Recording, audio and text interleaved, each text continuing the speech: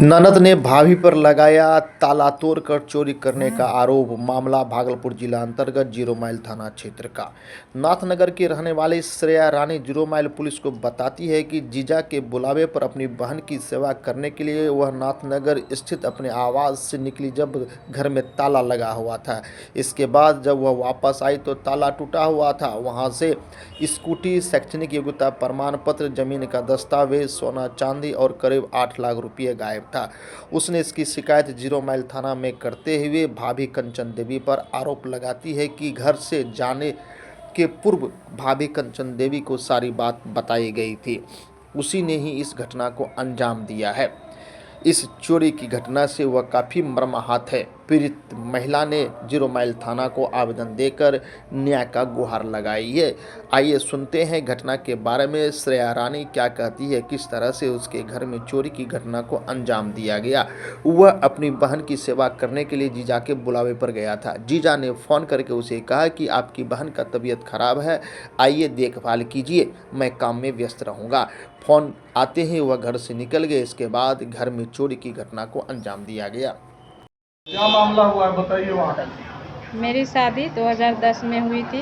पति से प्रताड़ित घर से बाहर निकालने के मामले में हम यहाँ पिताजी के साथ मायके में रहती हूँ और मेरी एक बेटी भी है और मेरे नाम से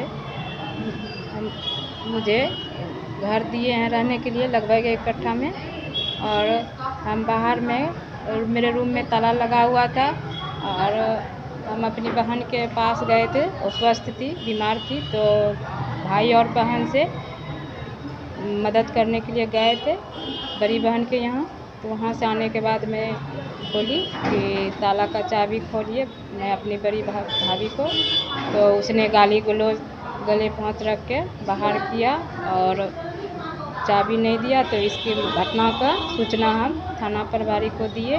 तो फिर वहाँ से आने के बाद तो ताला मेरे पास थैले में 2-3 चाबी था, तो हमको खोलने की को प्रयास किए तो वो खुल गया। और उसके बाद अंदर जब गए तो मेरे रूम का ताला टूटा हुआ था। सारा सामान, मेरे शादी का जेवर सोने का था, चांदी का था और कीमती कपड़े, बच्चे का कपड़ा और ये सारा डॉक्यूमेंट, शैक्षणिक डॉक्यूमेंट, चिकित्सक डॉक्यूमेंट और ज़रूरी कागजात सारा, और स्कूटी का भी सारा सामान कागज़ वहीं था। स्कूटी हम वो वाले घर में लगा के गए थे और जो उसके बाद सारा सामान गायब हुआ। फिर इसकी खबर मैं थाना प्रभारी को भी सूचित किए, तो वो बोले कि प्रधानमंत्री आने वाले हैं 24 तारीख को, तो उसके बाद हम कार्रवाई करेंगे। तो फिर गए हम ये 8 दिन के बाद, तो कुछ नई कार्रवाई हुई है। तो हम आज आईजी साहब के यहाँ दे के आए हैं कागज़।